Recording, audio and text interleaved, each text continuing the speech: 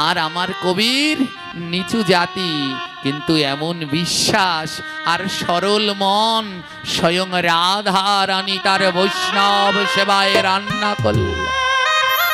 গোবিন্দ লাগালো ভোগ, সখাগণ করলো বাজার, সখীগণ করলো সাহায্য। ওরে তোরা দেখে যা, এই হলো বৈষ্ণব সেবা। তাই বৈষ্ণব সেবা দিতে হলে সবার আগে শ্রী গুরুর চরণে নিষ্ঠারতি ভক্তি রাখুন। হে গুরু, তোমার সেবা তুমি দাও, যা দিতে পেরেছিলেন কবির। তাই বৈষ্ণব সেবা দিতে হলে মা সবার আগে নিজের মনকে সরল করতে হবে। তাই তো প্রভু বললেন, গাও গাও পুন গৌরাঙ্গের গুণ সরল করিয়া মন। মন সরল না হলে হাজার গৌর গুণ গাইলেও আসবে না। যাকে গোবিন্দ কাঙাল বানিয়ে দিয়েছে সে তো বড় ভাগ্যবান। ওই কবির তাতি ছিল বড় কাঙাল, ভাঙা ঘর, বৃষ্টি হলেই জল পড়ে, আর বৃদ্ধ মা বাবা বড় যন্ত্রণা, অসুস্থ। কবির সারাদিন তাতে তাতে শাড়ি বনে। আমার একটা শাড়ি বুনতে অনেক সময়, একটা একটা করে ওই সুতোকে জোড়া লাগাতে হয়। কবির প্রতিদিন কাঁদে, গোবিন্দ আমাকে এমন এক কর্ম দিলে। এ জগতে ভক্তদের অভাব কি জানেন? আমার শ্রী গুরুদেব অষ্টোত্তর শত মুরারি দাস বাবাজি হরিকথায় বলতেন, এ জগতে যার নয়নে জল নাই সে কোনোদিন গোবিন্দ পাবে না। কৃষ্ণ পাওয়ার দুটি উপায়, আকুলতা আর বেকুলতা। যার নয়নে জল আছে সে গোবিন্দ পাবে। বলে কান্না কেন? কান্নার উৎপত্তি কি? বলে কান্নার উৎপত্তি হলো অভাব। কান্নার উৎপত্তি স্থল হলো অভাব। অভাব মা, কারো টাকা পয়সা নেই, টাকা পয়সার অভাবে কাঁদছে। কারো কোনো বাচ্চা কাচ্চা নেই, সন্তানের অভাবে কাঁদছে। কারো দেহের মধ্যে বিভিন্ন রোগ যন্ত্রণা, সুখের অভাবে কাঁদছে। কারো ছেলে মেয়ে বউ খেতে দেয় না, শান্তির অভাবে কাঁদছে। বলে ভক্তরা কেন কাঁদে? এ জগতে যিনি কৃষ্ণ ভক্ত তার তো কোনো অভাব থাকে না। সে তো টাকা পয়সা, সুখ ধন সম্পদ, সে তো তার তো এসব কিছু লাগে না। কৃষ্ণ ভক্তরা কেন কাঁদছে? এক পাশে দাঁড়িয়ে মহাজন বললেন, কৃষ্ণ ভক্তদের কান্নার কারণ হলো অভাব। সাধারণ ভক্তরা টাকা পয়সা, অর্থ বৈভবের জন্য কাঁদে, আর কৃষ্ণ ভক্তরা একটা জিনিসের জন্যই কাঁদে, সে হলো সাধু সঙ্গ। সাধু সঙ্গের অভাবে কাঁদে মা। যারা এই সাধু সঙ্গের মধ্যে একবার ডোবে তারা বুঝতে পারে এই সঙ্গ কত মধুর, কত মধুর।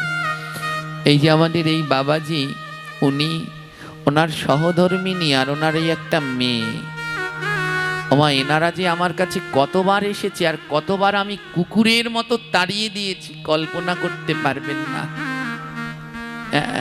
এই রঞ্জন বাবা জানে যে কতবার দূর দূর করে তাড়িয়ে দিয়েছি। কিন্তু জানেন, এত দূর দূর করে তাড়িয়ে দেওয়ার পরেও এনারা আমার পিছন ছাড়েনি। এনারা আমার কাছে কোনো কিছুর জন্যে আসে না। এনারা শুধুমাত্র এই সাধু সঙ্গ, ভক্ত সঙ্গ করবার জন্যেই আসে। এই 3 দিন আমাদের পাঠ ছিল মাদারীপুরে। এই 3 দিন ধরে ওনারা ওখানে ছিলেন, ঘর সংসার পেলে স্বামী স্ত্রী মেয়েকে নিয়ে ওখানে হরিকথা শ্রবণ করলেন। আজ সকালে ওখান থেকে চলে গেছে। একটু আগে দেখলেন পদ্মফুল নিয়ে এসেছে, সেই ফরিদপুর নগরকান্দা চলে গেছে। এসে বাবাজি বলছেন, বাবা থাকতে পারলাম না, আবার ছুটে আসলাম। এই সাধু সঙ্গ ছাড়া ভালো লাগে না। যারা এই সঙ্গের মধ্যে ডুবেছে তারা বুঝতে পেরেছে এর মধ্যে কি অমৃত আছে। যারা এই সঙ্গের মধ্যে ডুব দিয়েছে তারা জানে এর মধ্যে কি অমৃত আছে। তাই এ জগতে ভক্তরাও একটা জিনিসের জন্য কাঁদে, সে হলো সাধু সঙ্গ। সাধু সঙ্গ। কবির গোবিন্দের কাছে বলছে, গোবিন্দ আমাকে কোন পেশা দিলে? সারাদিন এই তাতে শাড়ি বুনতে হয় প্রভু, আমি সাধু সঙ্গ করতে পারি না। আমার কানে যায় ওখানে ভাগবত হচ্ছে, কিন্তু এমন মায়ার সংসার, সেই সংসারের মধ্যে জড়িয়ে আমি ওই ভাগবতে যেতে পারছি না, ভাগবতের কথা শুনতে পারছি না, ওই ভাগবতে ভক্তের চরণ ধুলি মাখতে পারছি না। প্রভু, এ আমায় কোন মায়ার সংসারে বাঁধলে গোবিন্দ? আমি কি সারা জীবন এমন এই মায়ার সংসারে বেঁধে রাখবো? ও প্রভু, আমার এই মায়ার সংসার থেকে মুক্তি কোথায়?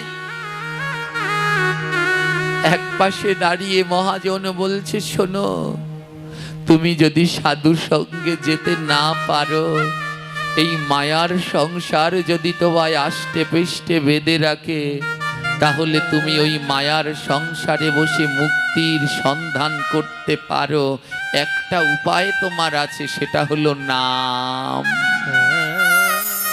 তুমি এই সংসারের যন্ত্রণায় সাধু সঙ্গে যেতে পারছো না, তোমার তাহলে একটা উপায় আছে, ওই সংসারের মধ্যে কর্ম করো আর বদনে নাম করো।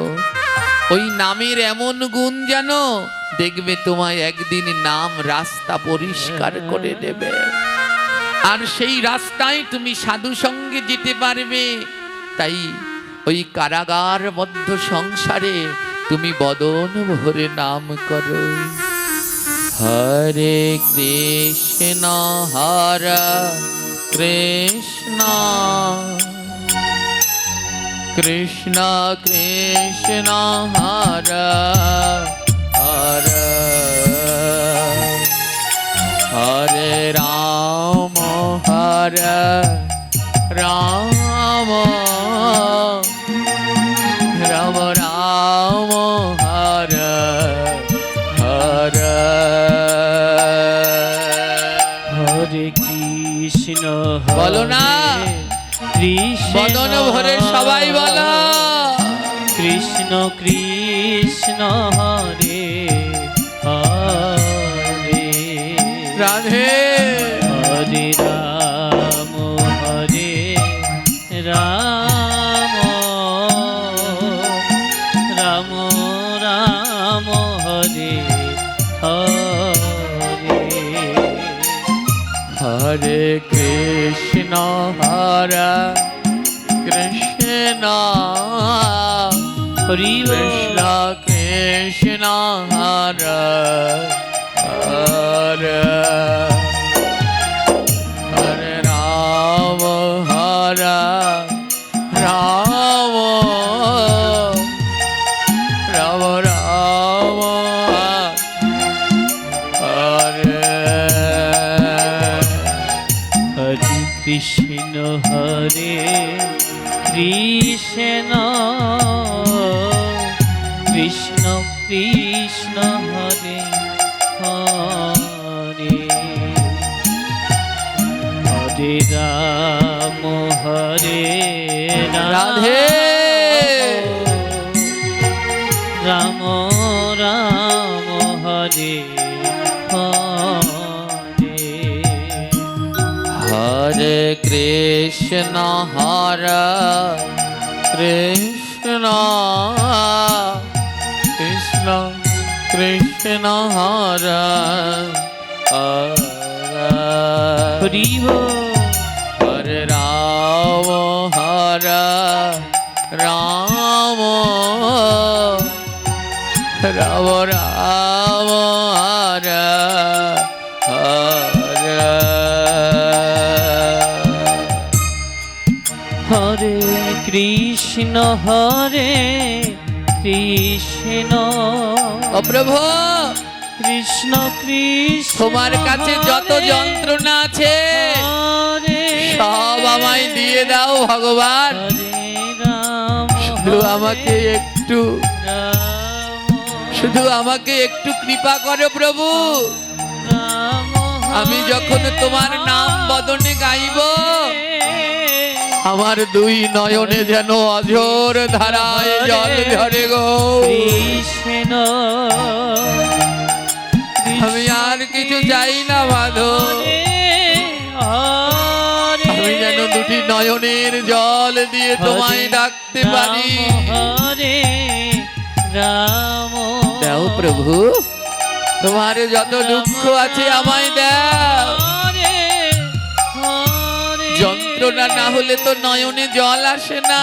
হরে আমি যেন যন্ত্রণা পেয়ে দুই নয়নের জলে ডাকতে পারি।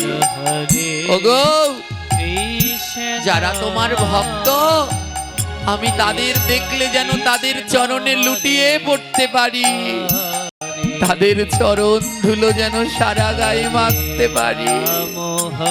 ওগো, আমি তো তোমায় ভালোবাসতে পারি না, যারা তোমায় ভালোবাসতে পারে তাদের যেন একবার বুকের মাঝে জড়িয়ে ধরতে পারি গো। আর কিছু চাই না আমি। কৃষ্ণ কৃষ্ণ কৃষ্ণ হরে রাধে হরে রাম হরে রাম রাম রাম হরে হরে হরে কৃষ্ণ হরে কৃষ্ণ রাধে কৃষ্ণ কৃষ্ণ হরে হরে ভালো জি হরে রাম বদন ভরে বলো রাম রাম রাম হরে হরে হরে কৃষ্ণ হরে কৃষ্ণ গৌরবা কৃষ্ণ হরে হরে হরে রাম হরে রাম রাম রাম হরে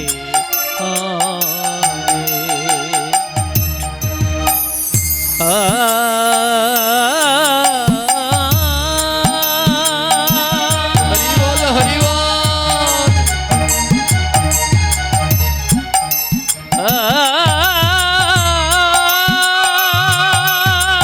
নিতাই গৌর প্রেমানন্দে হরি হরি বল।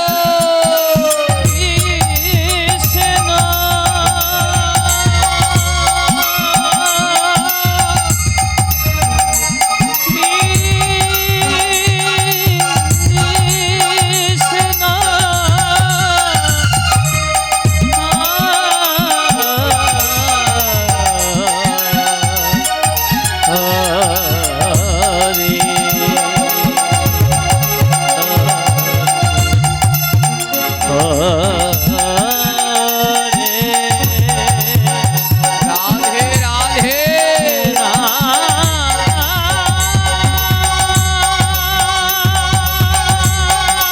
নিতাই গৌর হরি বল হরি বল।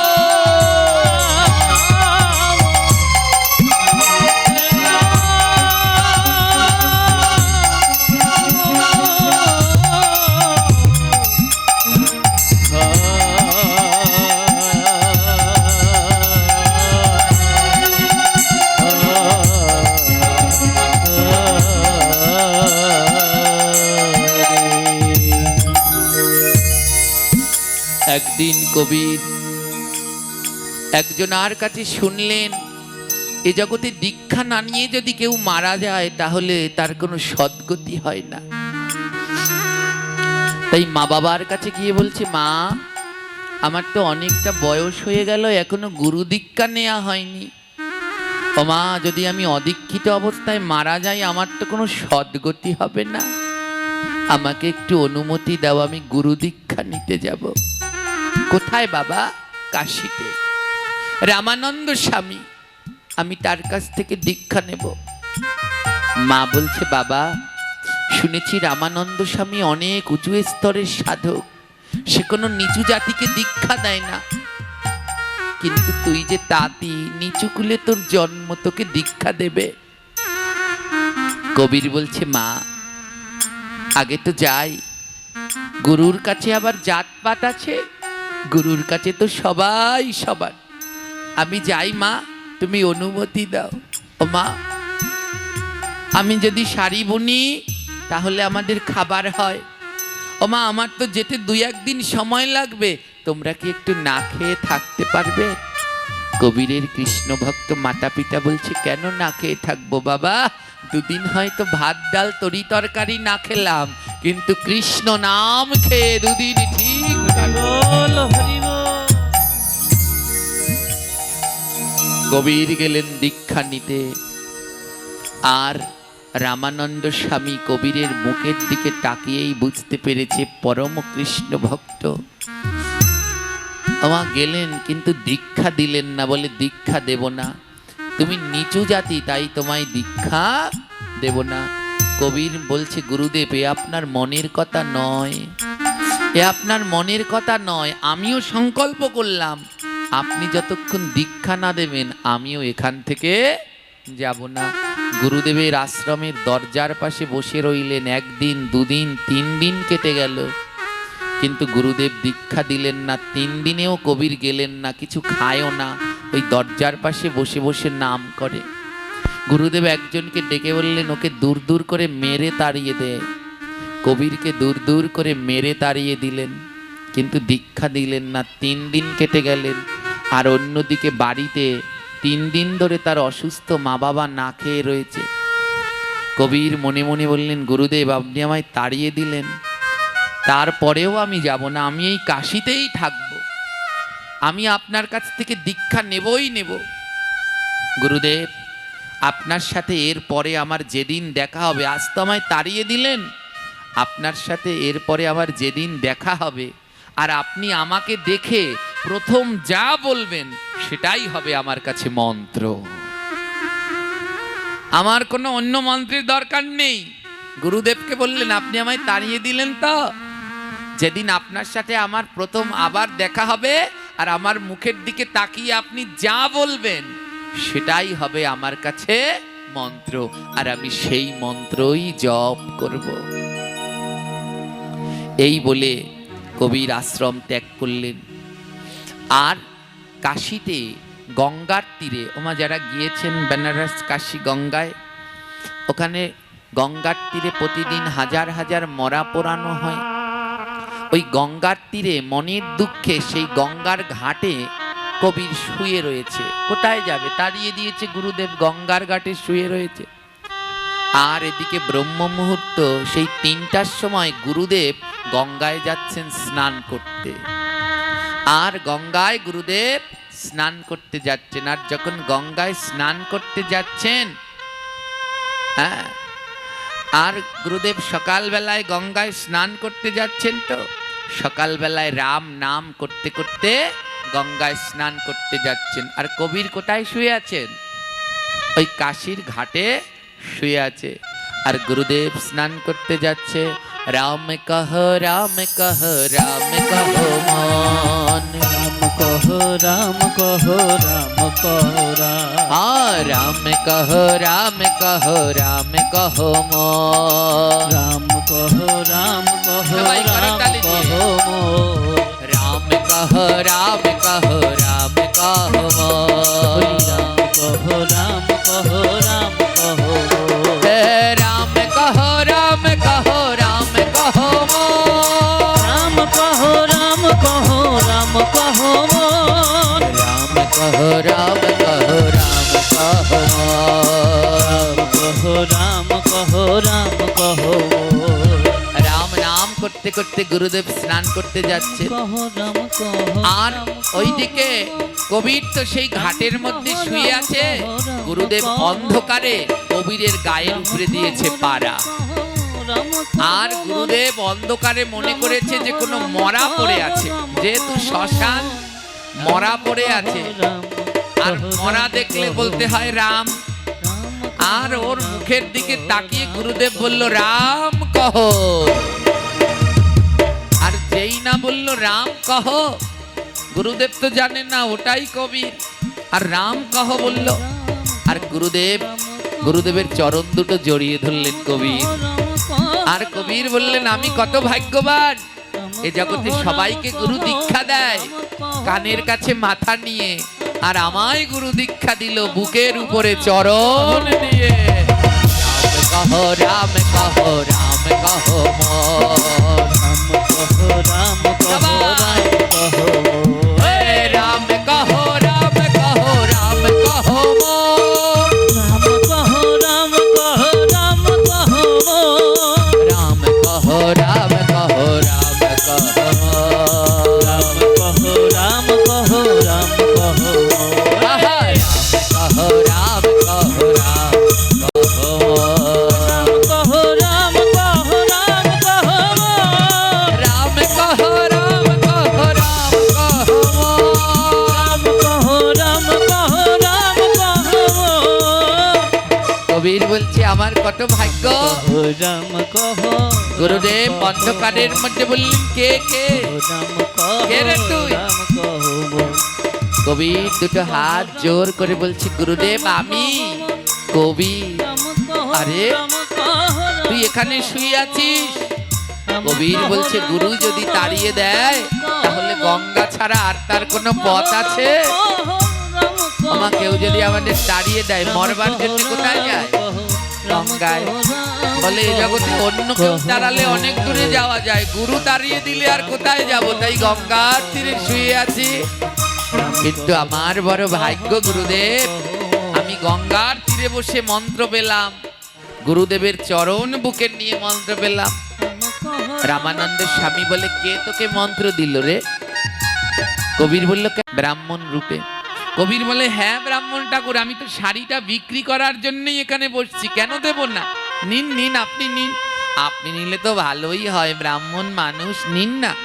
ব্রাহ্মণ বলে, শোনো, আমি শাড়ি নিতে পারি কিন্তু দাম দিতে পারবো না। রাধে রাধে।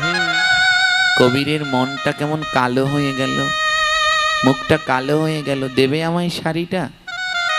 জানো, ওই ব্রাহ্মণ বলছে, জানো আমাদের বাড়িতে একজন রাঁধুনি আছে, আমাদের বাড়িতে একজন রাঁধুনি আছে, ওই রাঁধুনির জন্য শাড়িটা নেব, দেবে?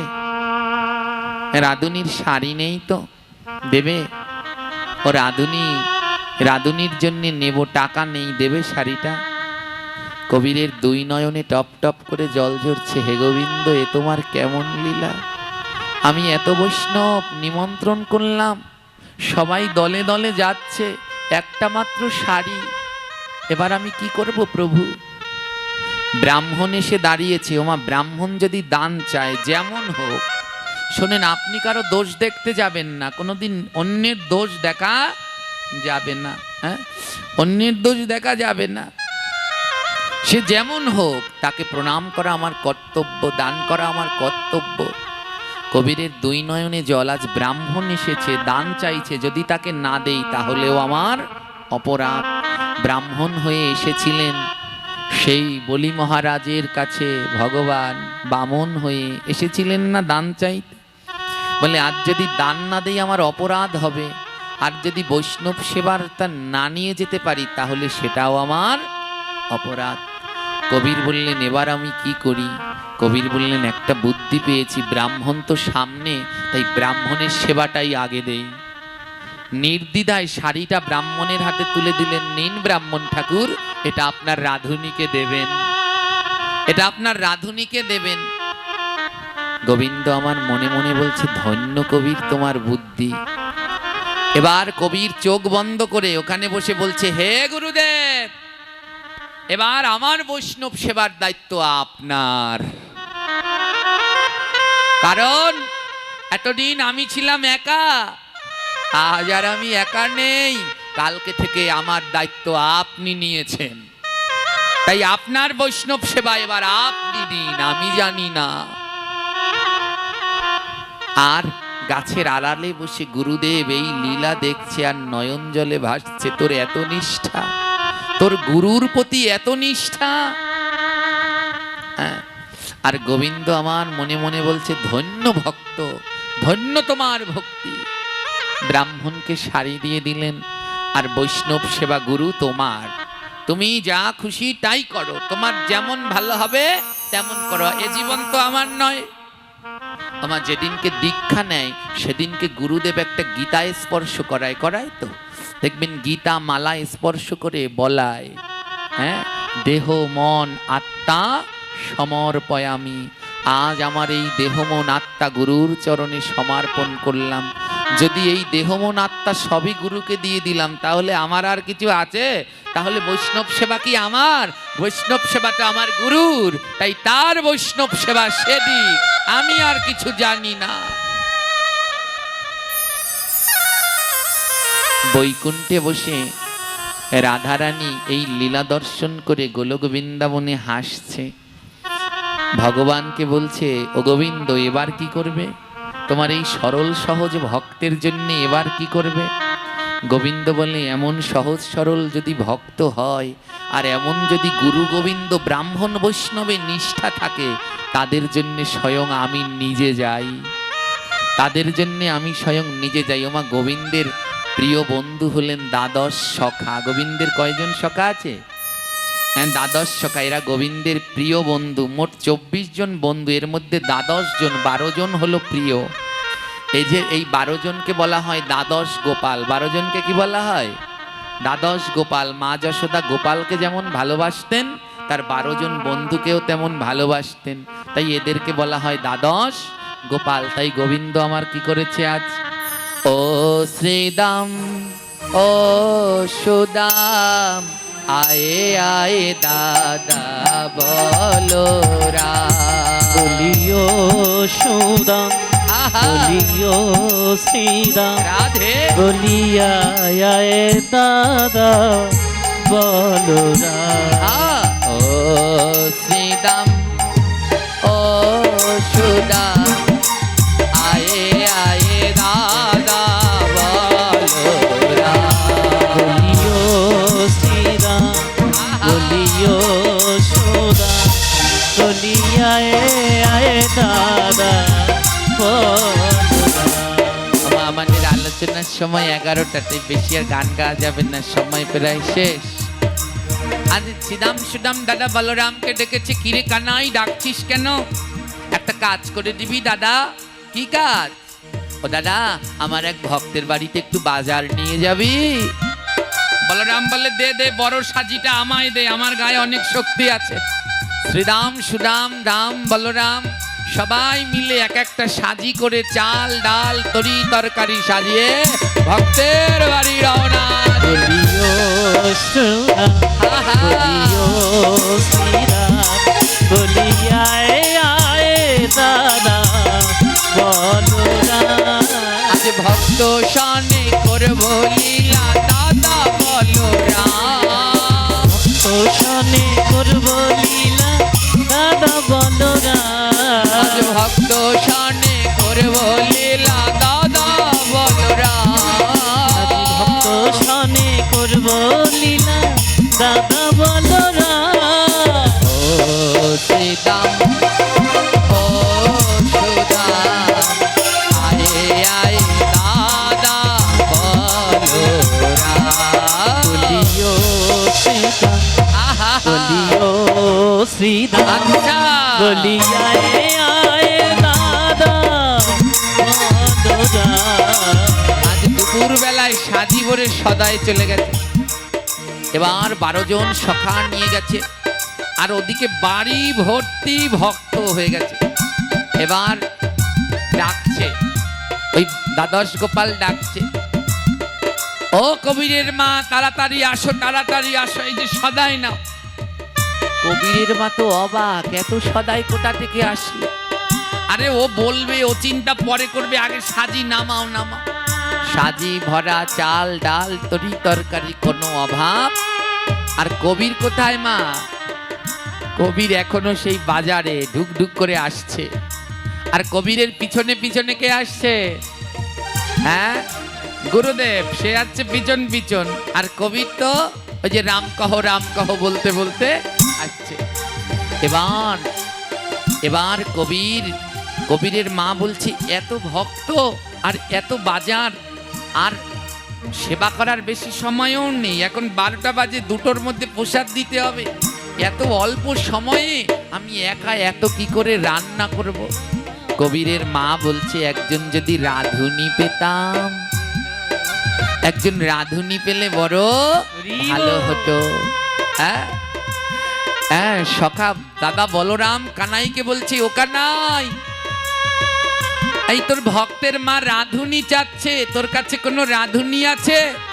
গোবিন্দ বলছে, শোন দাদা, রাঁধুনি রাঁধুনি রাঁধুনি রাঁধুনি রাধুনি রাধুনি রাধুনি আহা, রাঁধুনি রাঁধুনি রাঁধুনি রাঁধুনি রাধুনি রাধুনি রাধুনি রাধুনি আমার রাই ধনি রাই ধনি রাই ধনি রাই ধনি রাধনে রাই রানি রাই ধনি রাই আমার রাই ধনি রাই ধনি রাই ধনি রাই ধনি ধনি দয়ে রাই ধনি রাই আমার রাই ধনি রাই ধনি রাই ধনি রাই ধনি রাই ধনি রাই ধনি রাই ধনি রাই ধনি ও দাদা, রাধুনি রাই ধনি, আমার রাধা রানীর, আমার রাই ধনির মতো আর রাধুনি আছেন নাকি? রাধা রানী বলছে, গোবিন্দ বলছে, ও রাধে, ভক্তের বাড়িতে একটু রান্না করে দেবে? রাধা রানী বলে, কেন দেব না? ললিতা বিশাখা বলল, আমাদেরকে সঙ্গে নিবি রাধা, আমরা সব কুটনো কেটে দেব, বাটনা বেটে দেব। মঞ্জরীগণ বলছে, আমরা না হয় সব কিছু ধুয়ে দেব। তাই অষ্টসখী 64 মঞ্জরীকে নিয়ে আজ রাধা রানী এসে দাঁড়িয়েছেন, ভক্তের দরজায় দাঁড়িয়েছে। কবিরের মা বলে, তোমরা কারা? রাধারানী বলছে, আমি রাধুনি। আর সখীগণ পিছনে বলছে, না না, রাই ধনি। আমার রাধারানী শুরু করলেন রান্না। চিন্তা করুন, রাধারানী যদি রান্না করে সে রান্না কেমন হয়। সখীগণ কুটনো কাটছে, বাটনা বাজছে, আর ওইদিকে কীর্তন হচ্ছে। ও কি আনন্দ! রাই ধনি রাই ধনি রাই ধনি রাই ধনি রাই ধনি রাই ধনি রাই ধনি রাই ধনি আরে বাজে নুপুর কিন্নি কিন্নি রাই ধনি রাই ধনি ইতর ইতর ধনি রাই ধনি রাই ধনি। এবার রান্না হয়ে গেল। আর গোবিন্দ এসেছেন কোন রূপে? আমার গোবিন্দ কোন রূপে এসেছেন ভুলে গেলেন? ব্রাহ্মণ রূপে। ব্রাহ্মণ রূপে এসে গোবিন্দ বলে, ও গো রাধুনি, তোমার জন্য একখানা শাড়ি এনেছি। রাধে রাধে। শাড়িটা কার মা? জোরে বলুন। ওই কবিরের শাড়ি নিয়ে এসেছে ভগবান। কার শাড়ি কে পেল? এবারে কবির তো দুপুর বেলা এসেছে, রাধুনি আদি সবাই চলে গেছে, রান্না টান্না হয়ে গেছে, ভক্তরা প্রসাদ পাচ্ছে, ধুমধাম লেগে গেছে। কবির যখন গেটে বাড়ির দরজার সামনে এসছে, যারা যারা প্রসাদ পেয়ে যাচ্ছে, কবিরকে বলছে, ওরে কবির, এ কোন প্রসাদ, এ কোন রাঁধুনি এনেছিস? হ্যাঁ, এমন রাঁধুনি, এমন প্রসাদের স্বাদ, অমৃত অমৃত রে কবির। কবির বলছে, আমি তো কিছুই বুঝতে পারলাম না। গুরুদেব পিছনে পিছনে বলে, আমিও তো কিছু বুঝতে পারলাম না। শাড়ি তো দিল ব্রাহ্মণকে, তাহলে আবার বৈষ্ণব সেবা হলো কি করে? গুরুদেব পিছন পিছন যাচ্ছে। কবির ঢুকে দেখে তার বাড়ির উঠানে শত শত ভক্ত প্রসাদ পাচ্ছে, আর প্রসাদের গন্ধে বাড়ির আঙিনা মৌ মৌ করছে। গুরুদেবের নাকে যখন প্রসাদের ঘ্রাণ গেল, সদ্গুরু ঘ্রাণ শুনেই বুঝে নিলেন এ কোনো সাধারণ প্রসাদ নয়। কবির ছুটতে ছুটতে মায়ের কাছে গেল। মা, কে করলো এই বৈষ্ণব সেবার আয়োজন? মা বলছে, বলিস না বাবা, প্রথমে 12টা ছেলে আসলো বাজার নিয়ে। 12টা ছেলে আসলো বাজার নিয়ে, আমি তো পড়লাম বিপদে, এত বাজার কি করব। তখন ভগবানকে ডাকছি, ঠাকুর একজন রাঁধুনি যদি পাঠাতে। কিছু সময়ের পরে একজন রাঁধুনি আসলে, জানিস সে রাঁধুনির রূপের কথা কি বলবো, যেন স্বয়ং রাধারানী এসেছে রে। আর তার সঙ্গে 8 জন এসেছে তার সাহায্য করার জন্যে, আর সেই 8 জনকে সাহায্য করার জন্যে আরো 64 জন এসেছে, জানিস সে কি আনন্দ। তারপরে বললাম আরেক মুশকিলে, ভোগ লাগাবে কে? আর তখন কোথা থেকে জানি এক ব্রাহ্মণ আসলো, সেই ব্রাহ্মণ এসে ভোগ লাগালো। ওমা ব্রাহ্মণটা কে বলুন তো? স্বয়ং ভগবান নিজের মন্দিরে নিজের ভোগ নিজেই লাগালেন। ওমা কবিরের আর বুঝতে বাকি রইল না, ওমা সেই রাধুনী কোথায়, ব্রাহ্মণ কোথায়? কে জানি রাধুনী কোথায় তা জানি না, কিন্তু ব্রাহ্মণ তো মন্দিরে ভোগ লাগাতে গেছে। ওমা গুরুদেব পিছন পিছন গেলেন, কবিরের দুই নয়নে জল। কবির গিয়ে মন্দিরের দরজাটা খুললেন, আর দরজাটা যখন খুললেন কবির দেখলেন তার হাতে তৈরি করা শাড়িটা ওই রাধারানী শ্রী বিগ্রহে পরা, রাধারানী শ্রী বিগ্রহে শাড়ি পরে দাঁড়িয়ে আছে। বুঝতে আর বাকি রইল না, ওই ব্রাহ্মণী স্বয়ং ভগবান কৃষ্ণ। আর যে রাধুনির জন্য শাড়ি এনেছিল সে আমার রাই ধনী। গুরুদেব লুটিয়ে পড়লেন, গুরুদেব লুটিয়ে পড়লেন, ধন্য কবির, ধন্য তোমার ভক্তি, ধন্য তোমার বিশ্বাস। সকল ভক্তদের ডেকে বলছে তোরা দেখে যা, তোদের কানে দিয়েছিলাম বীজ মন্ত্র, কিন্তু তাও তোরা সেই মন্ত্রে গোবিন্দ পেলি না। আর আমার কবির নিচু জাতি, কিন্তু এমন বিশ্বাস আর সরল মন, স্বয়ং রাধা রানী তার বৈষ্ণব সেবায় রান্না করল। গোবিন্দ লাগালো ভোগ, সখাগণ করলো বাজার, সখীগণ করলো সাহায্য। ওরে তোরা দেখে যা, এই হলো বৈষ্ণব সেবা।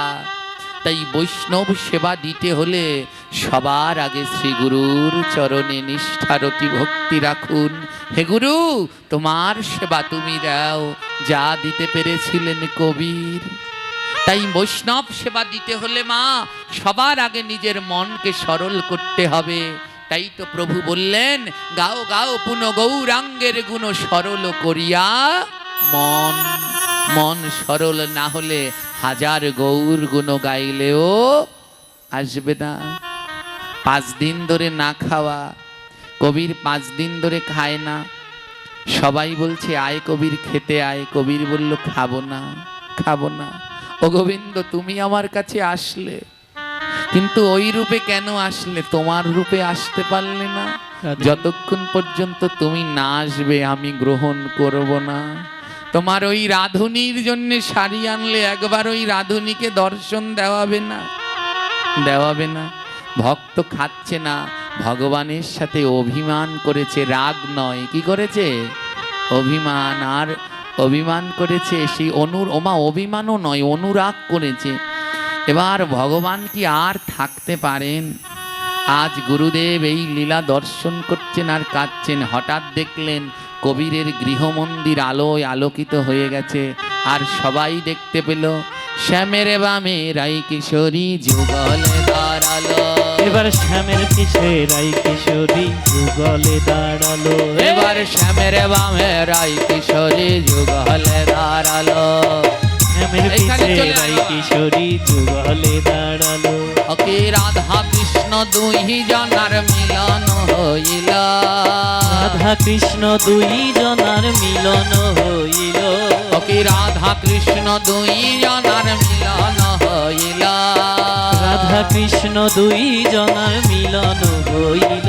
আহা শ্যামের বামে রাই কিশোরী যুগলে দাঁড়ালো। আহা রাধা কৃষ্ণ দুই জনার মিলন হইল। আহা শ্যামের পিছে রাই ধনী যুগলে দাঁড়ালো। আহা রাধা কৃষ্ণের যুগল আহা শ্যামের বামে রাই কিশোরী যুগলে দাঁড়ালো। রাধা কৃষ্ণ দুই জনার মিলন হইল। আহা শ্যামের বামে রাই কিশোরী যুগলে দাঁড়ালো।